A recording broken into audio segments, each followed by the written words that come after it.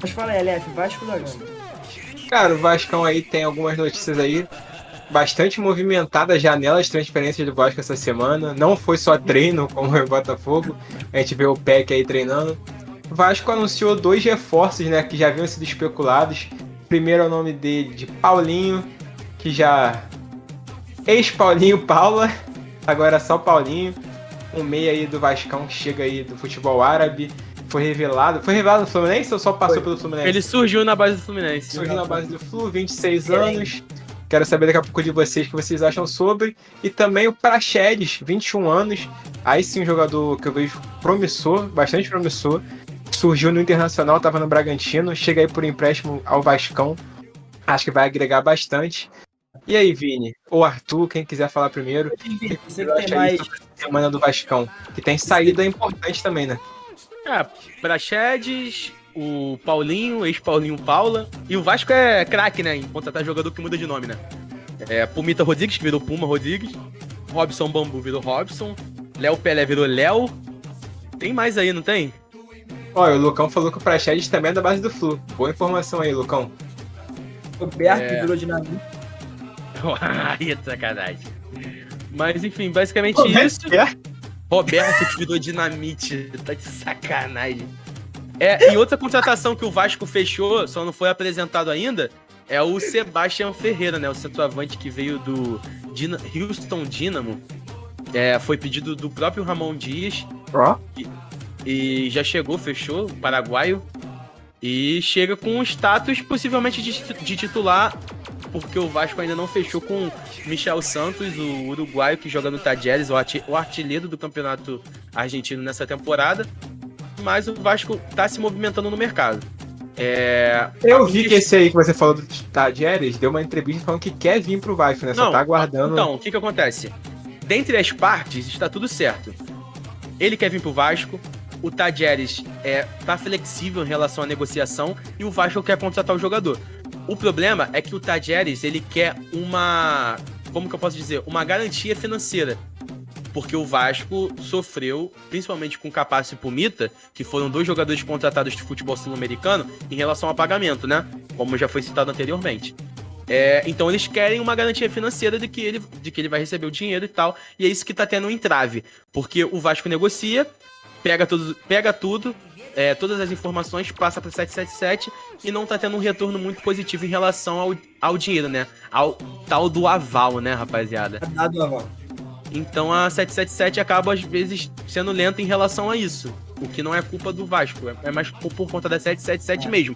Só que, por conta do momento crítico do Vasco, o Vasco tem a sua pior campanha na história dos pontos corridos, depois de 110 milhões investidos no começo do ano e tudo mais.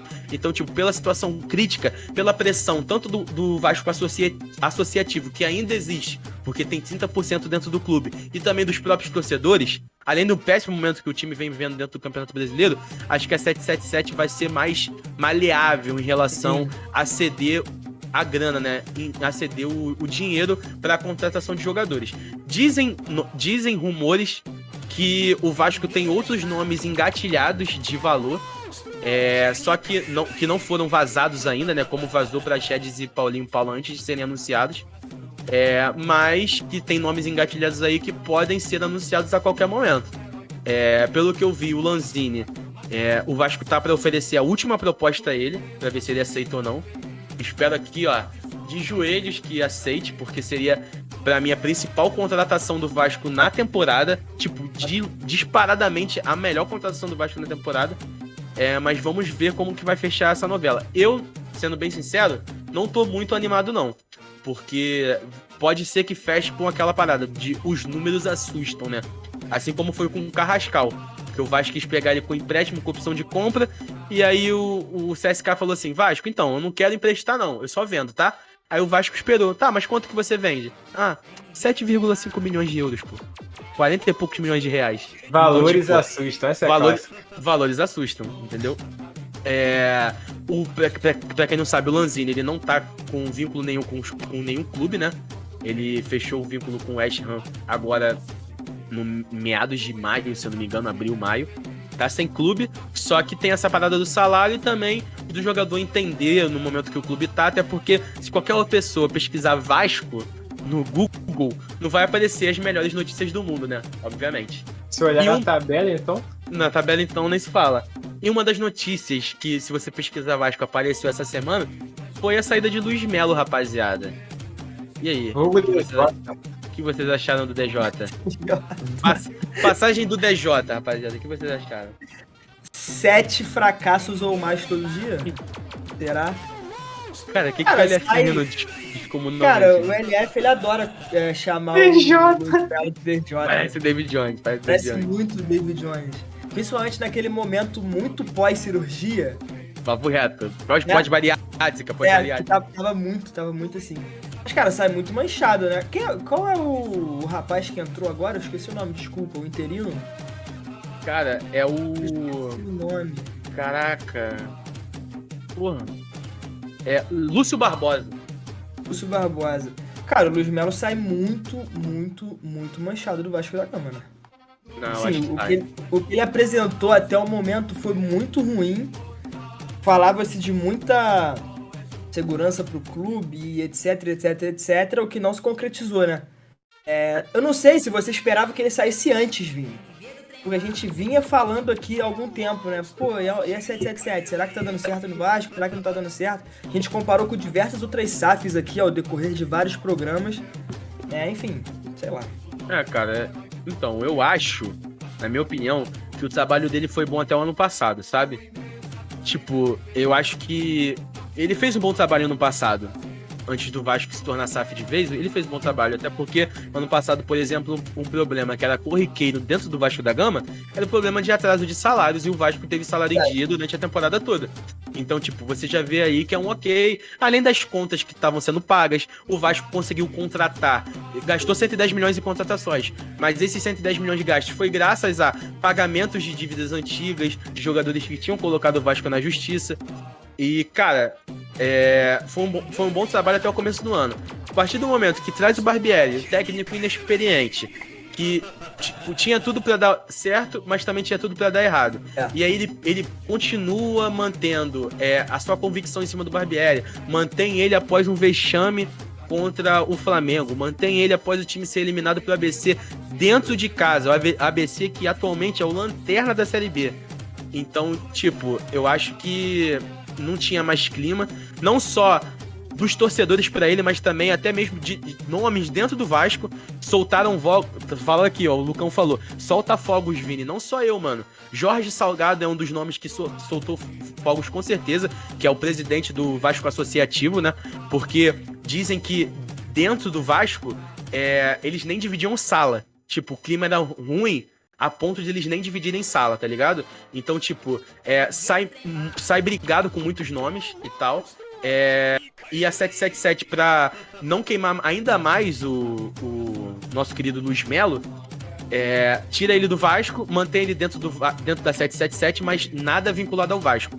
E aí, além de todos os problemas que apareceram, dele ser um pouco omisso em algumas coisas, de não aparecer muito em coletivas de imprensa, já que depois desse período que o Vasco ficou 17 dias, se eu não me engano, sem técnico, se não tem técnico pra ouvir, tinha o William Batista, mas ele era interino, né? Tava tapando um buraco. Mas quem a gente queria ouvir? Quem a torcedor do Vasco queria ouvir? Luiz Melo e Paulo Brax, ponto. E, enfim, saiu, não vai deixar saudades. Pra mim, um trabalho trágico. E pra fechar com chave de ouro, foi descoberto que ele era sócio do Flamengo, né? E tal. Por mais que ele é profissional, a gente sabe disso, a gente sabe que ele é profissional, a gente nunca foi isso. Mas pega mal, pô. Pega mal. Um cara ser sócio do Flamengo, entendeu? Um cara que tá à frente do seu clube, não é só torcedor. Ele pode ser torcedor na calada, parada, pererê, beleza, sendo profissional. Só que além disso, ele faz um péssimo trabalho no Vasco da Gama e é sócio torcedor do Flamengo.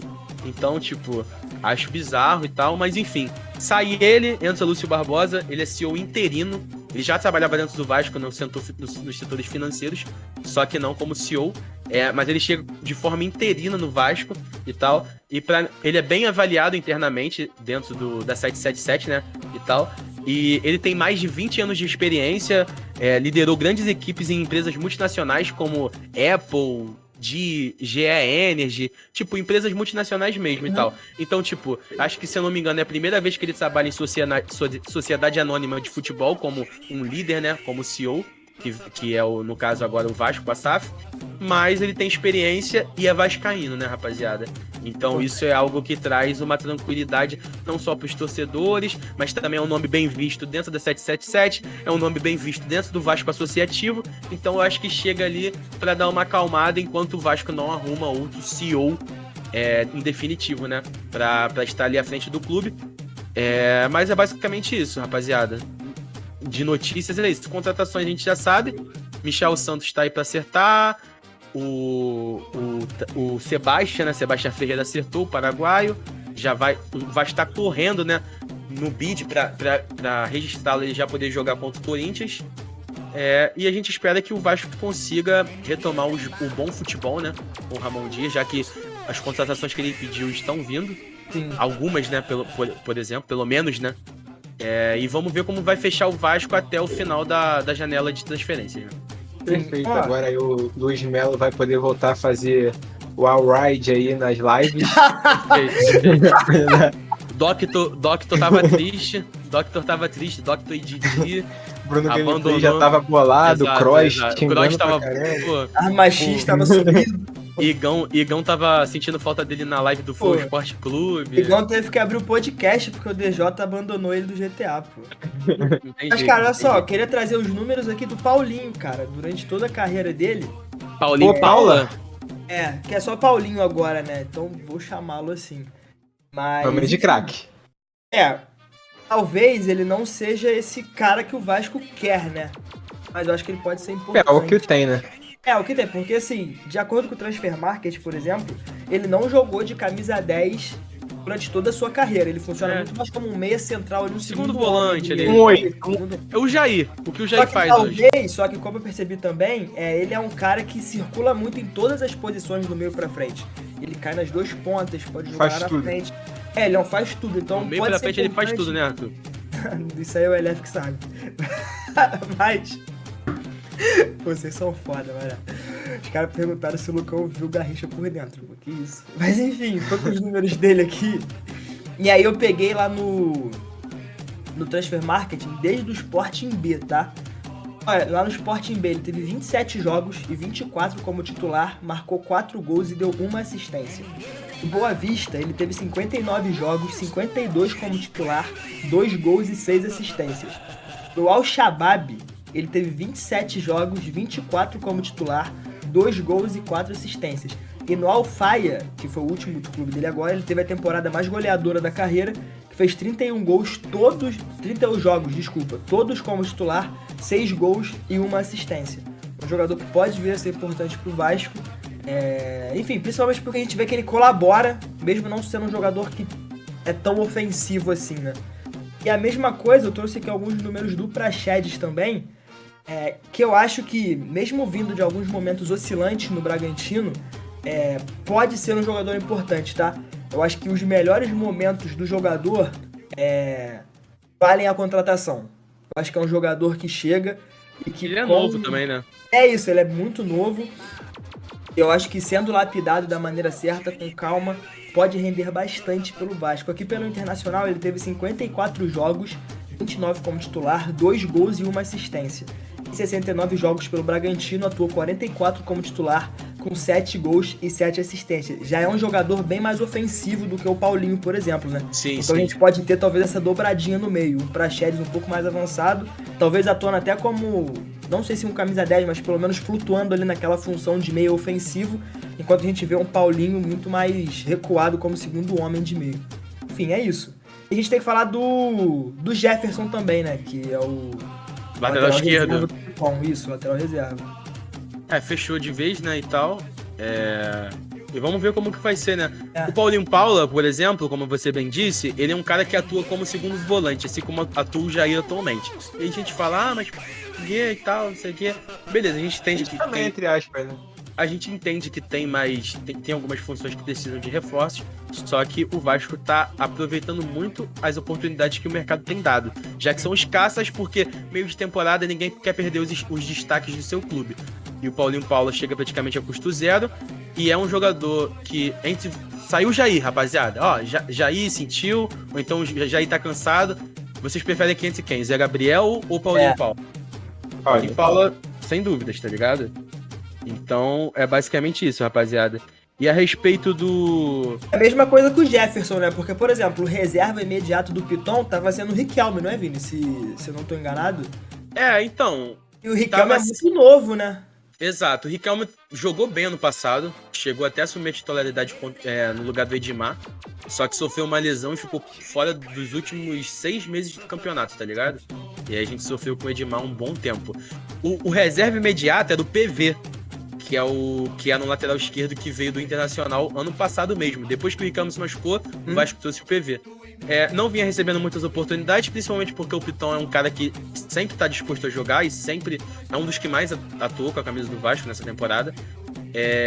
E é basicamente isso. Trouxe um reserva pra ele, um cara que, Jefferson, na minha opinião, jogou bem quando estava no Goiás, mas no Atlético Goianiense não rendeu o tanto quanto esperava, tá ligado?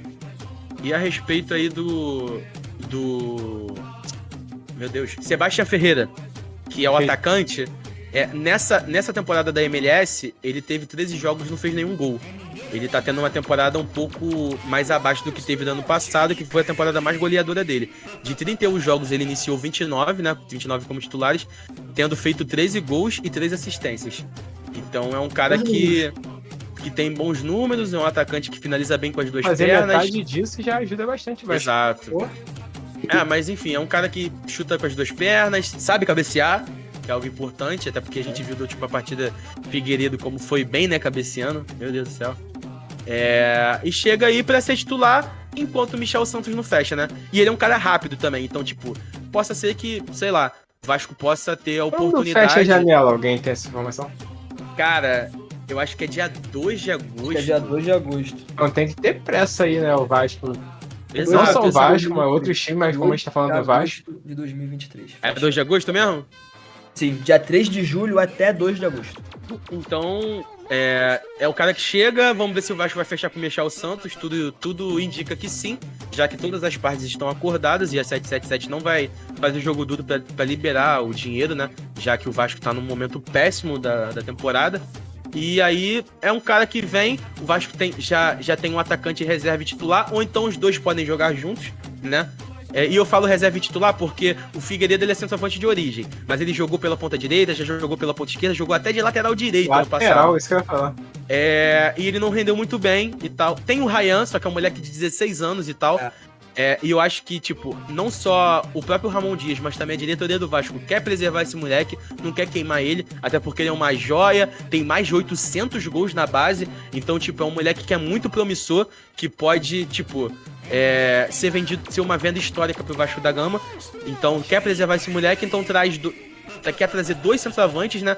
Pra serem 2 caras ali que possam ser utilizados, talvez até juntos, né? Dependendo de como vai jogar, se jogar no 4-4-2 e tal. E é basicamente isso, rapaziada. De Vascão, basicamente isso. Então, o próximo jogo do Vasco. O Vasco vai encarar aí o Corinthians, como a gente já tinha citado, fora de casa no sábado às 6h30. Bom horário, gosto de jogo nesse horário. Vamos de palpite, então, Corinthians e Vasco, 2 times que têm uma realidade... Neoquímica Arena? Neoquímica vazia. Sem torcida, mas mesmo assim eu acho que o Corinthians vai prevalecer o fator casa e acho que vence o Vasco, cara. Eu também acho que vence. Mas acho que vai ser 1x0. 1x0, justo. Ó, o Lucão botou 2x0, acho que vai ser 2x1, acho que o Vasco consegue fazer um gol ainda. Eu acho que é 2x0 Corinthians e é aquilo.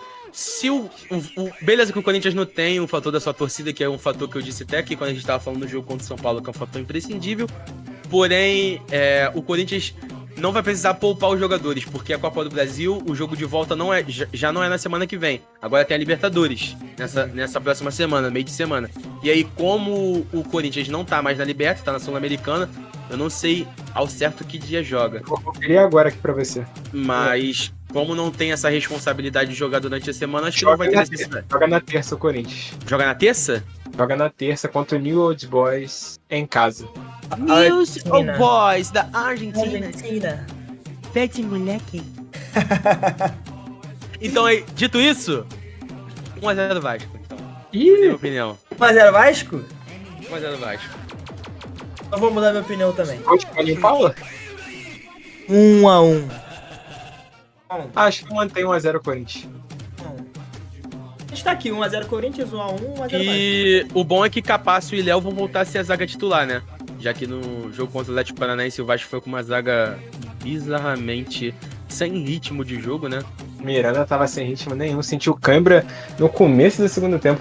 Miranda e o Zé Vitor também. Triste demais que fez o pênalti juvenil em cima do Vitor Roque. Mas é isso, o Vasco volta aí com reforços já escritos, né, no bid, tanto Paulinho Paula quanto o Praxedes. O Sebastião Ferreira possivelmente também estará registrado no jogo contra o Corinthians e a zaga titular de volta também, né? Por isso que eu mudei minha opinião. Perfeito. Não é isso? Acho que fechamos, hein, galera?